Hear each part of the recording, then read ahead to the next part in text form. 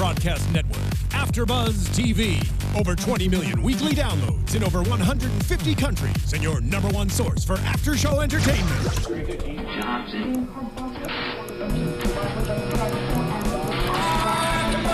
AFTERBUZZ TV, the destination for TV superfans, producing aftershows for over 300 of your favorite TV shows, interviewing celebrities and showrunners, and bringing you behind-the-scenes exclusives. All thanks to E! Entertainment's Maria Menounos, producer Kevin Undergaro, and internet leader Akamai.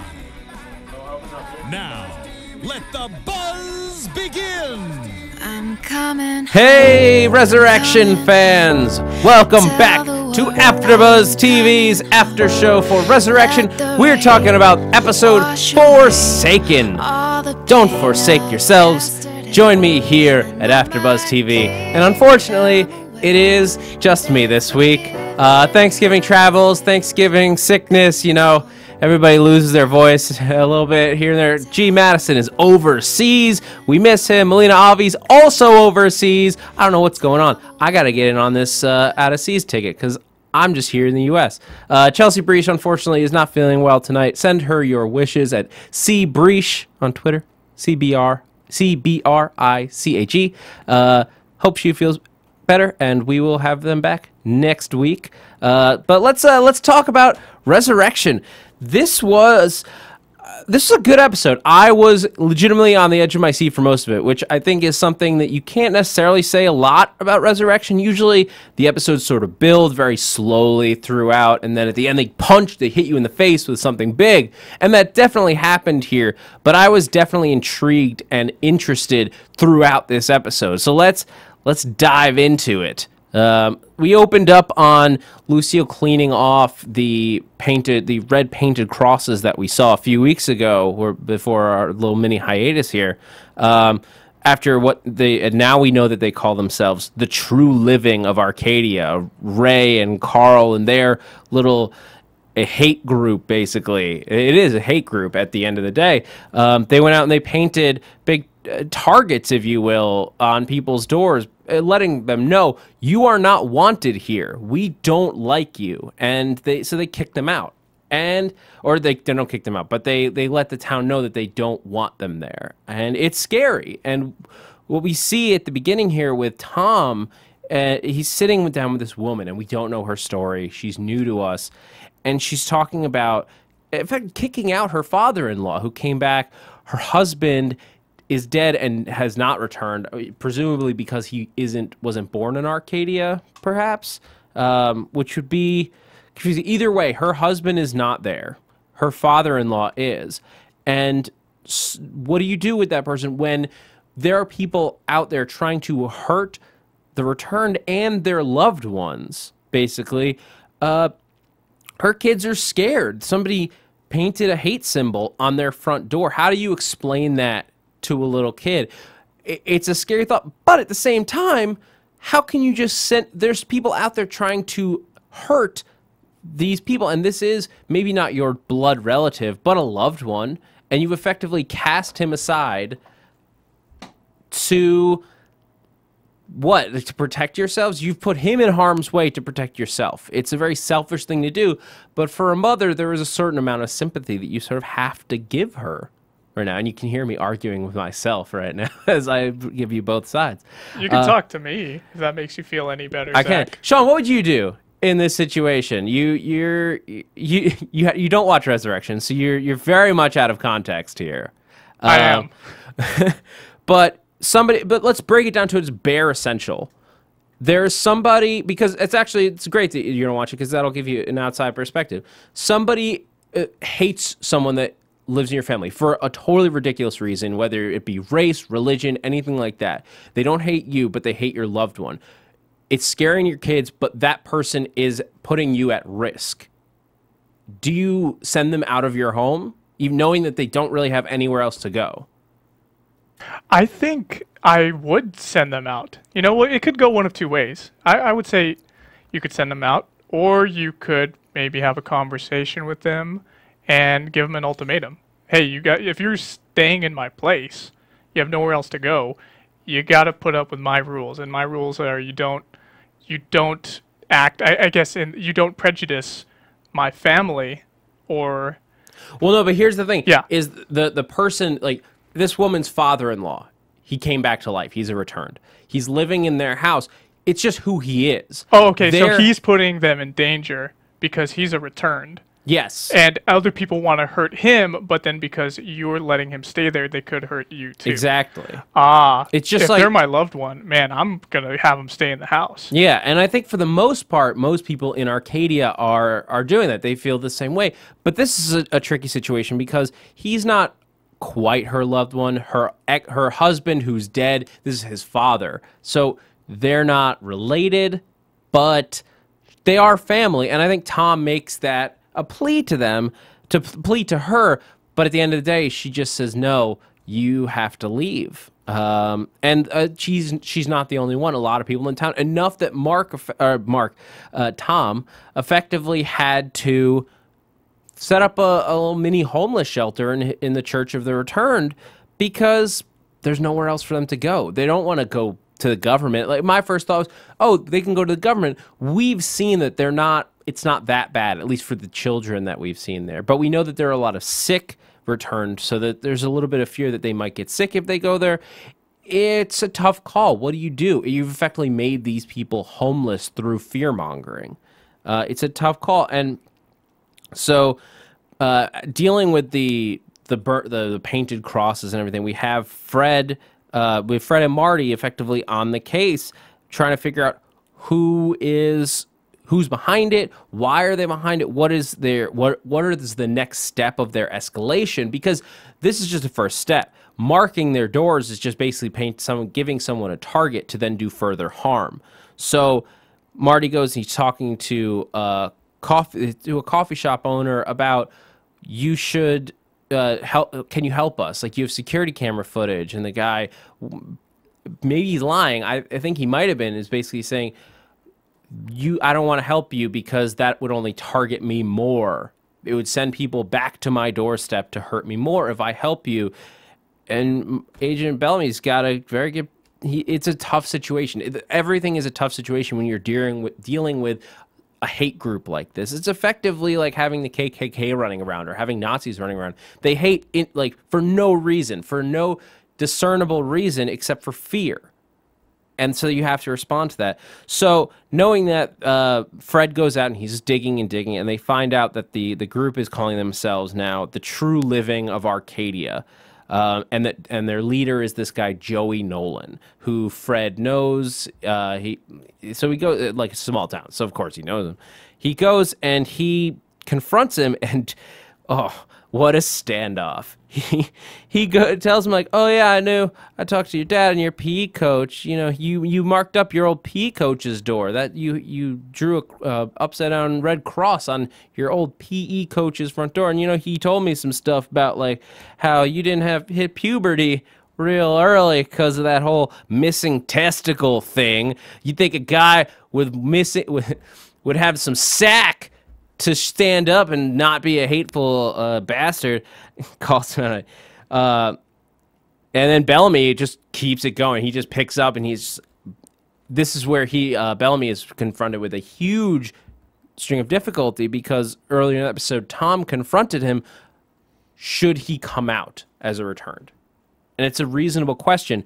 If you're dealing with a town that is divided, one half hates the returned, one half loves the returned or is the returned, if you're in charge of policing that state, you're in charge of keeping order, can you successfully maintain that order if you are one of the returned? If half the town hates you, how can you take control? How can you maintain control over everybody? And I think that ultimately he makes the decision rashly. It might have been better to not drop it so hastily in this moment, because he's mad at this guy. He's pissed. Bellamy is pissed off, and he slams him down. The quote is, "You'd think someone with one stone would have the sack to say it to my face," when he finally drops him on. yeah, you think I look different? I look different to you? Do I? And at this point, like, because it's a white guy in the South, we're seeing a black-white thing, and I think that's what he must be thinking, what Joey Nolan must be thinking it's about at that point, until Bellamy drops that he is a returned, and everybody freezes. Even you can see Fred's face just freeze. What? Hero, he gets like a Scooby-Doo look on his face. It's so interesting how they're mixing a lot of old metaphors in here with this show, and well, not metaphors, but old prejudicial stuff in with the metaphor of the returned.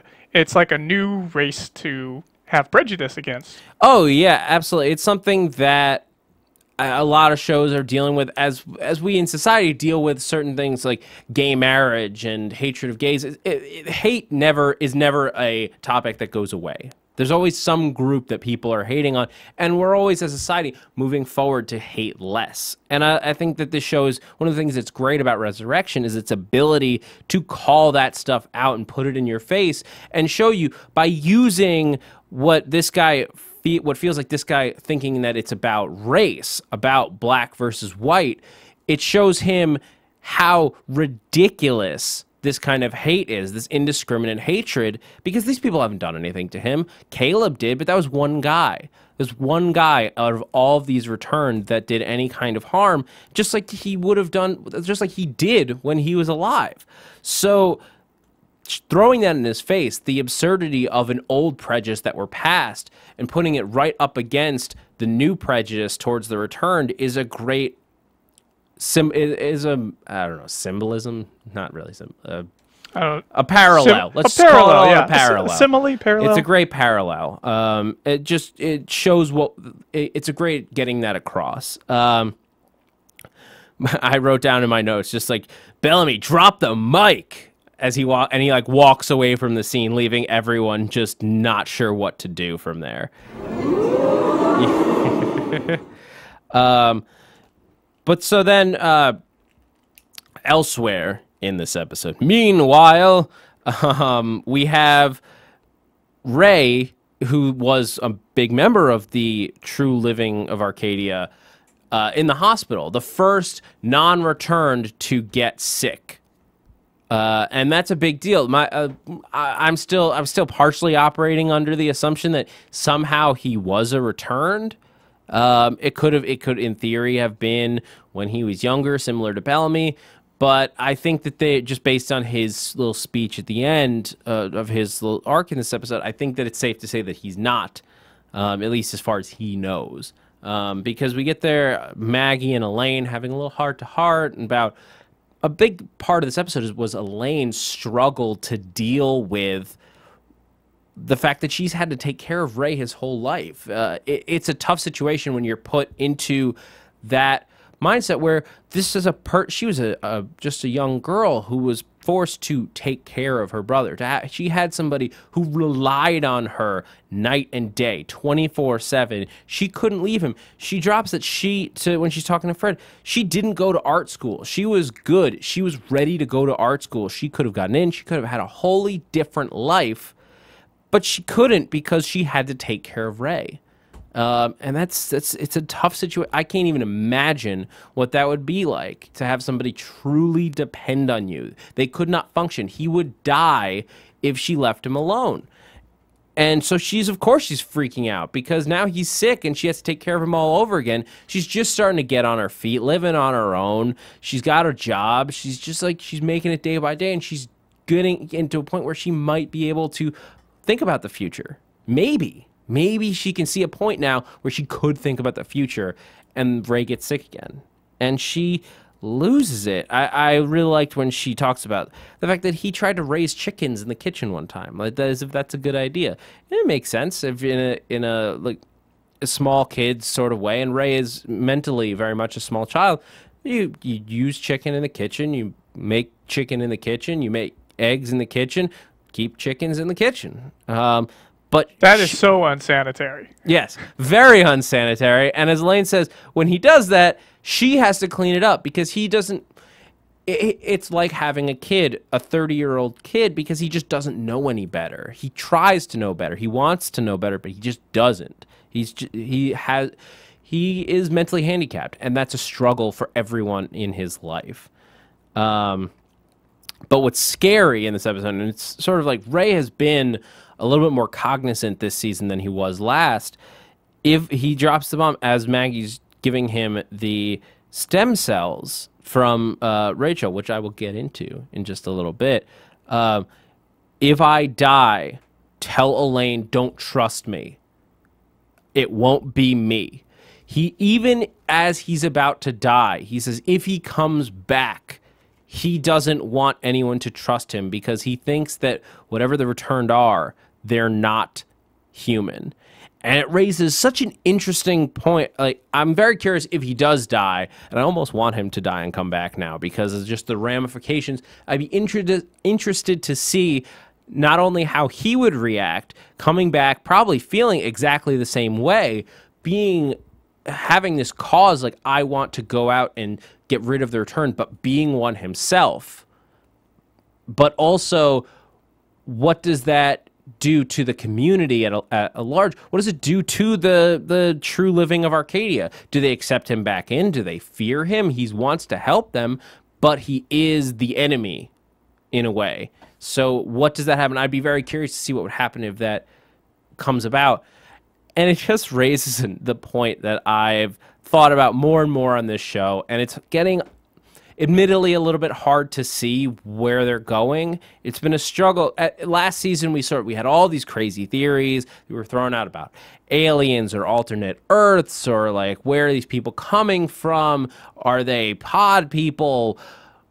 And none of those feels right. It feels more spiritual and religious, for lack of a better word, than that. But I am struggling with the fact that it feels now like we're not going to get answers. We're not building towards answers. We're not getting any closer towards answers. And this show needs to give us answers. I don't think they've said it publicly that they're not going to tell us why they came back or where they come from or what's behind it all.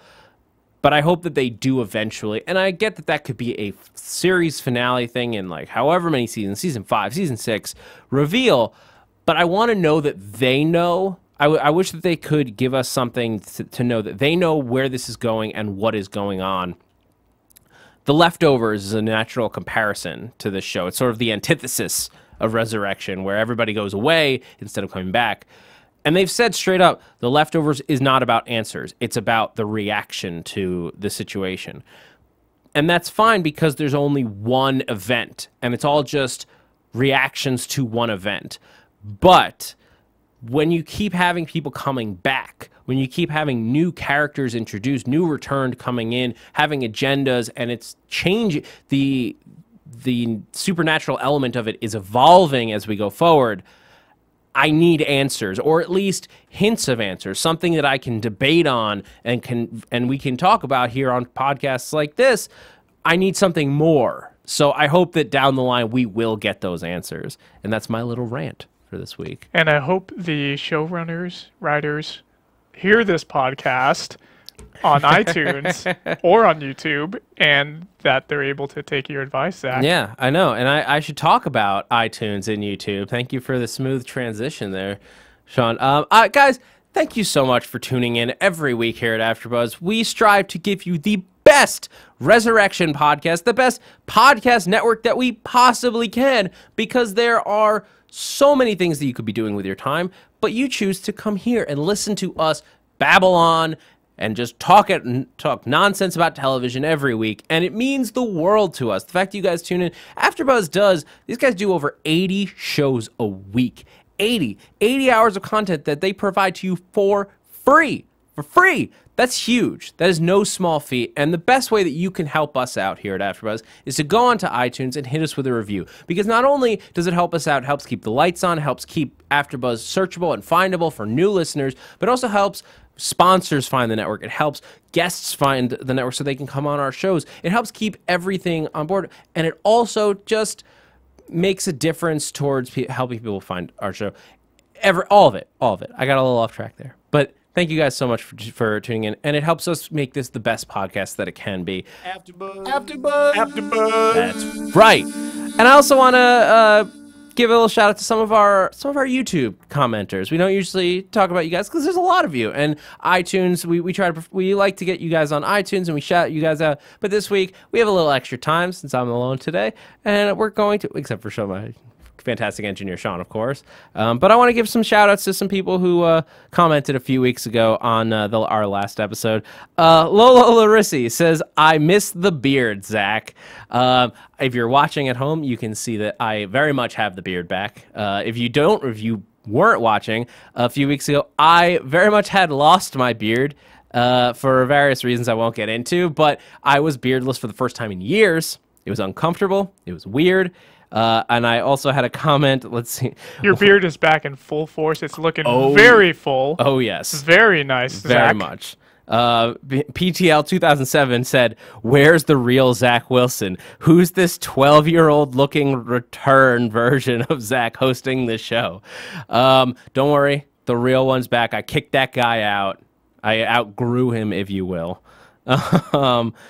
And some other people, Honey J, I totally agree. That episode made me realize that Janine only cares about the baby. I'm starting to see she wants the baby for herself, and to not include Rachel. Before, she thought that Janine only cared about Rachel, but now, speaking about last week, a few weeks ago's episode, made me think to look at it totally different.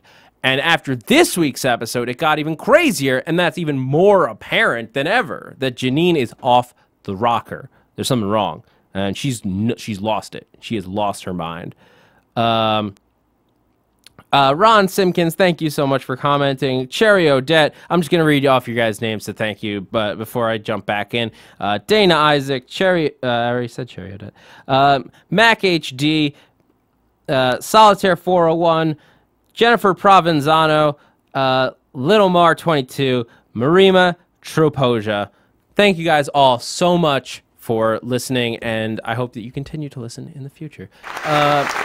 Let's talk about Janine, though, because Janine and Rachel and Tom, this little love triangle, this bizarre little love triangle where he lost his fiancée when she was pregnant, and then he gets married when she's dead, and then she comes back to life. She's still having his baby. He never cheated. He's married, but his former fiancée is having his baby, but he's married. It's very complicated, and he didn't do anything wrong. Nobody did anything wrong.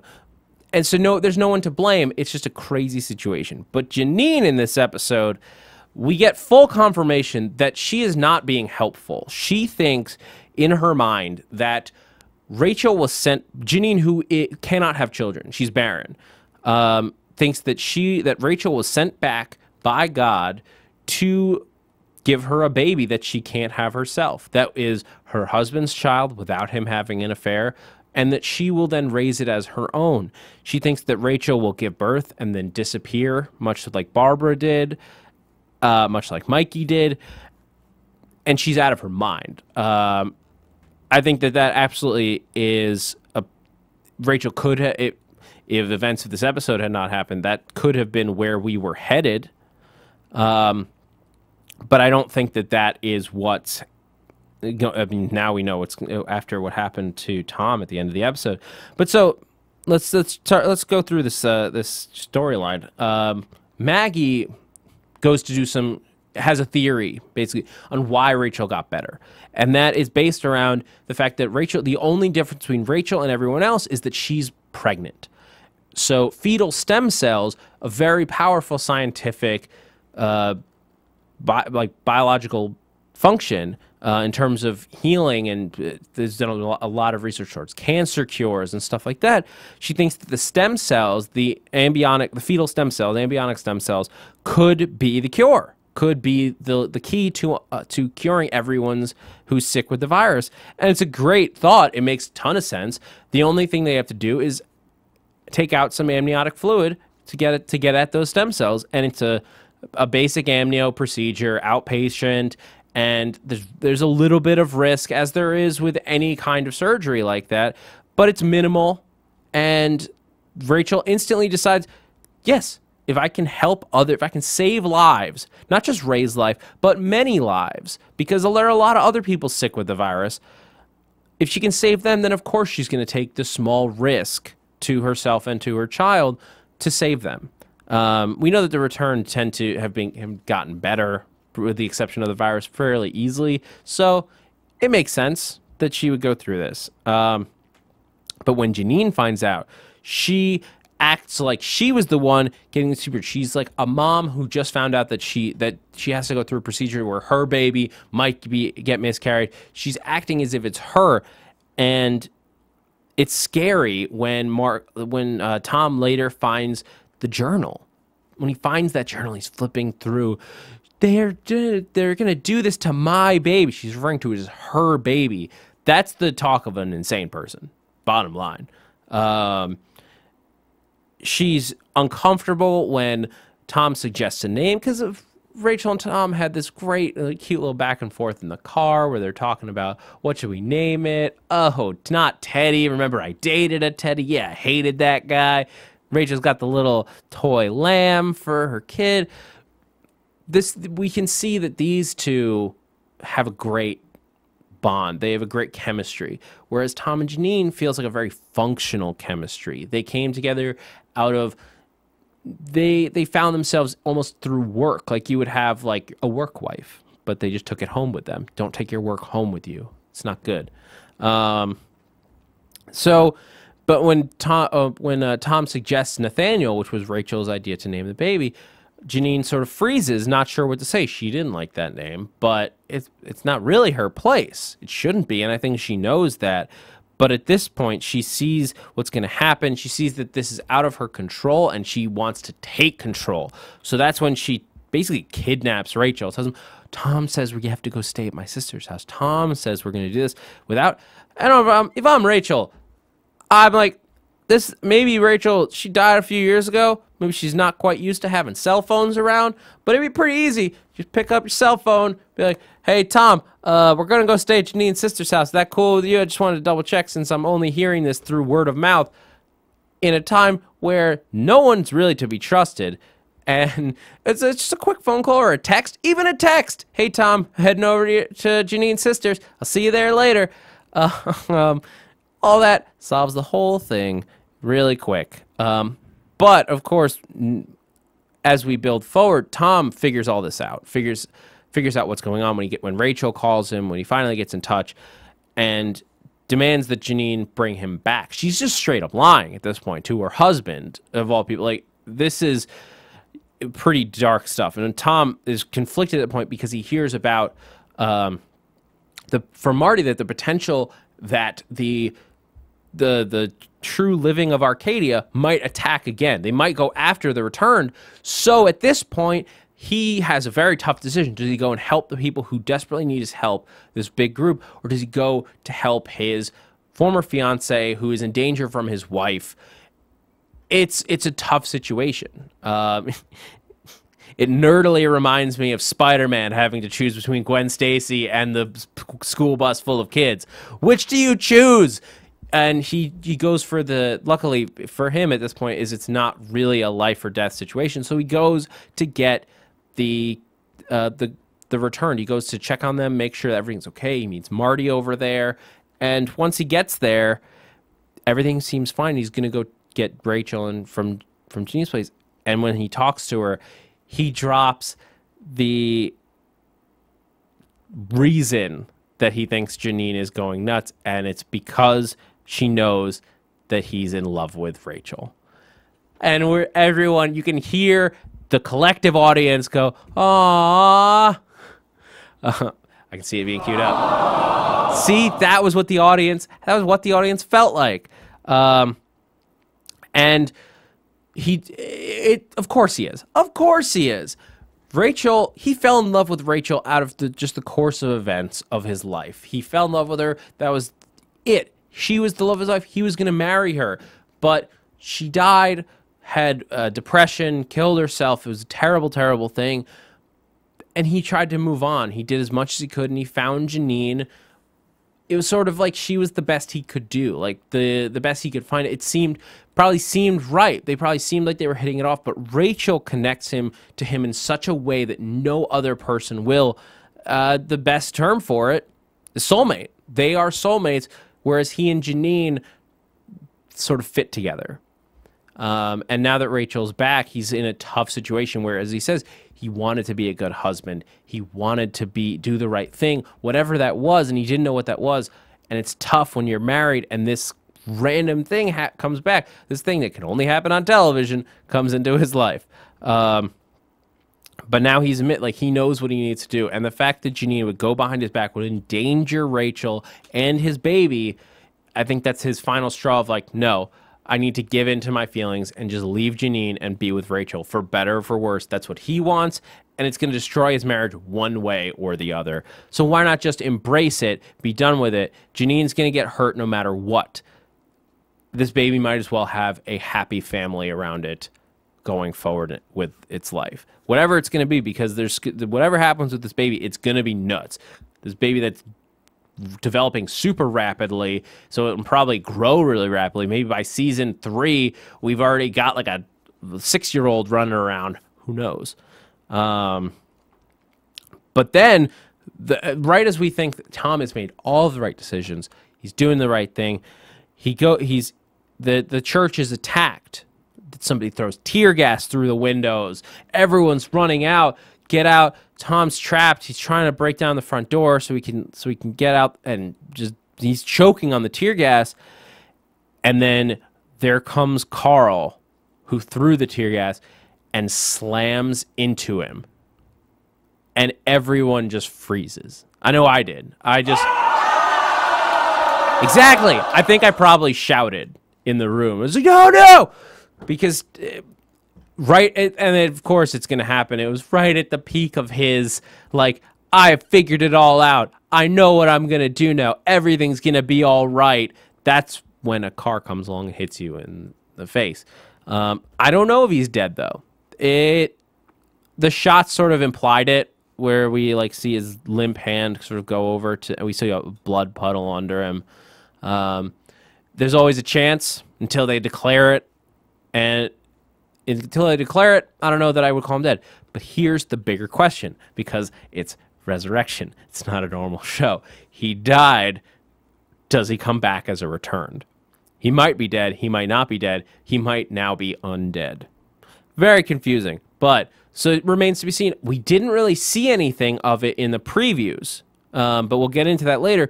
But will he come back? And I'll discuss more in predictions. But before we get to that, let's talk about our other big storyline, because that's where we left off the episode. But there's still tons more in this chock-full episode.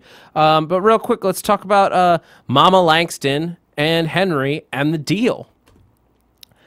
I don't know where this storyline's going anymore. I can tell you that. We know last time she found the photo of William Kirk, the grandpa who died in the fire all those years ago, that Margaret saw. She knew his face. And she's digging through old photos with Jacob. We know that she's just trying to confirm who this person is and try to put all the pieces in play. And when she figures it out, she goes back and is basically she tries to head off the revenge plan of the past, basically just saying, I don't think you should have a revenge is not a great idea.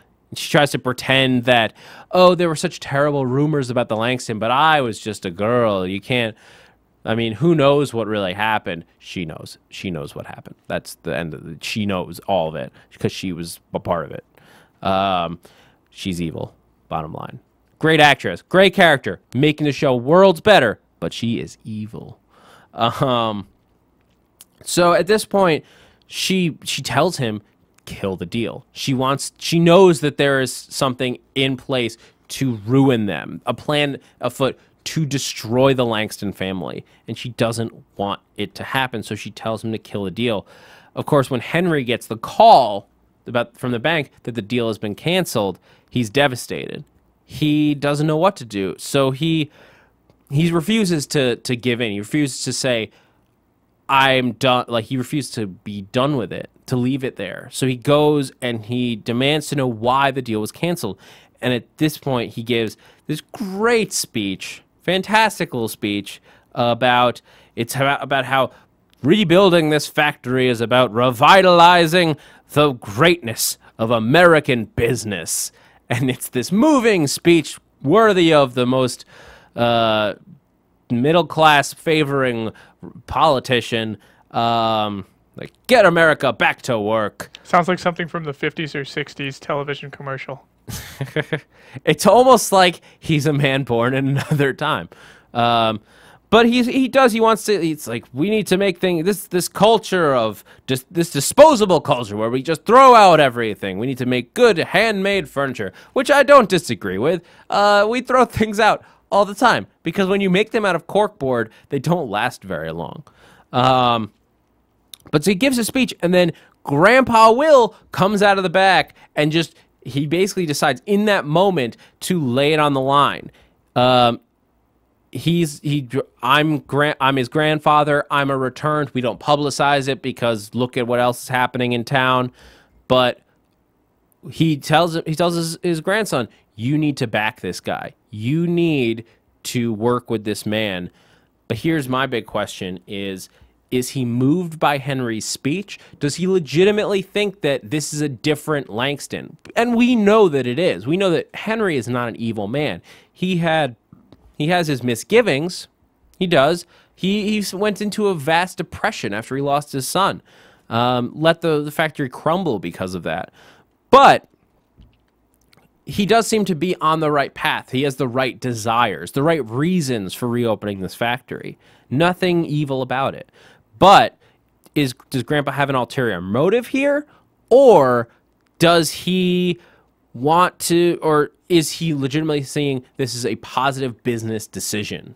It could go either way. I don't trust him. Sean doesn't trust him. Because he was the bad guy in RoboCop.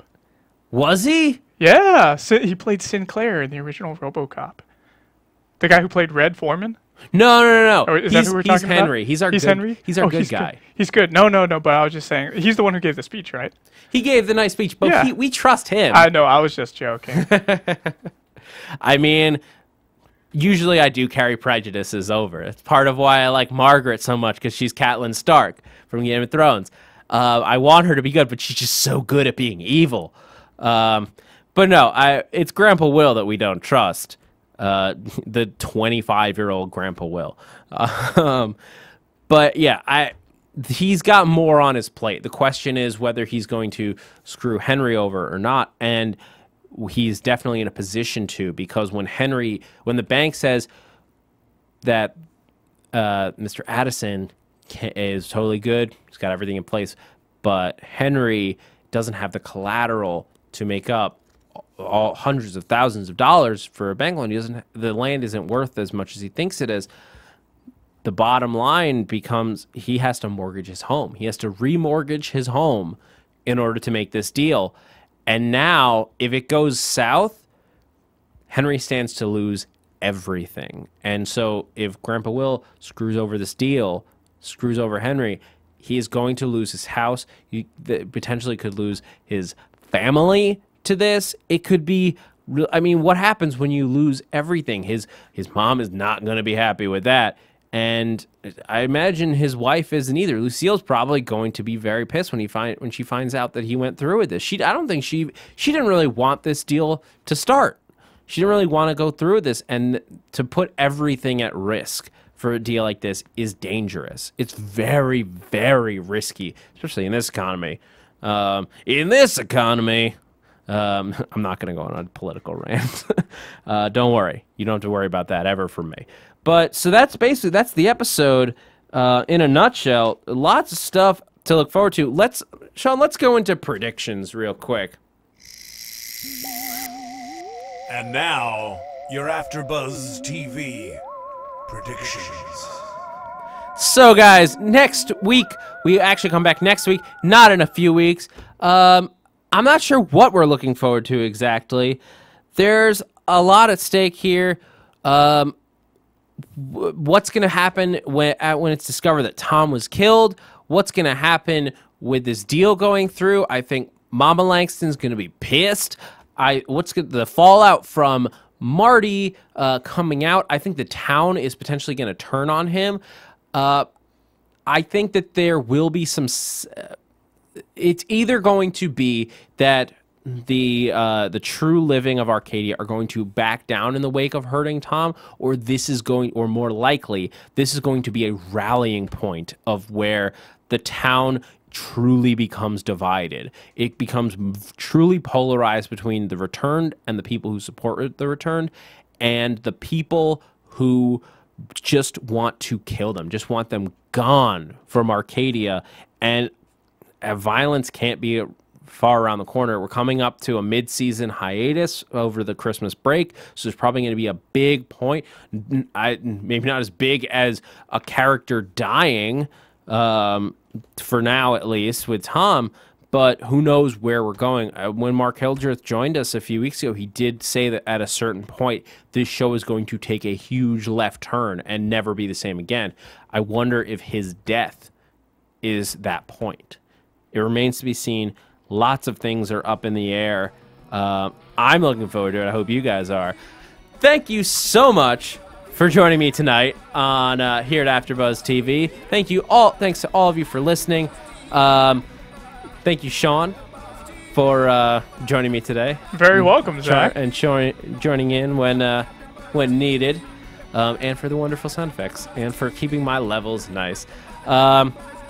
Guys, if you want to keep up with me throughout the week, you can follow me on Twitter at @ZachWilson, ThatZachWilson. And also here at AfterBuzz, I got a whole long list of shows. Sleepy Hollow, Agents of S.H.I.E.L.D., Grimm, Doctor Who Classics comes back this week on Wednesday. Helix comes back in January. Guys, I'm Zach Wilson, and thanks for geeking out with me. From executive producers Maria Menounos, Kevin Undergaro, Phil Svitek, and the entire AfterBuzz TV staff, we would like to thank you for listening to the AfterBuzz TV network. To watch or listen to other after shows and post comments or questions, be sure to visit AfterBuzzTV.com. I'm Sir Richard Wentworth, and this has been a presentation of AfterBuzz TV. Buzz you later. The views expressed herein are those of the hosts only and do not necessarily reflect the views of AfterBuzz TV or its owners or principals.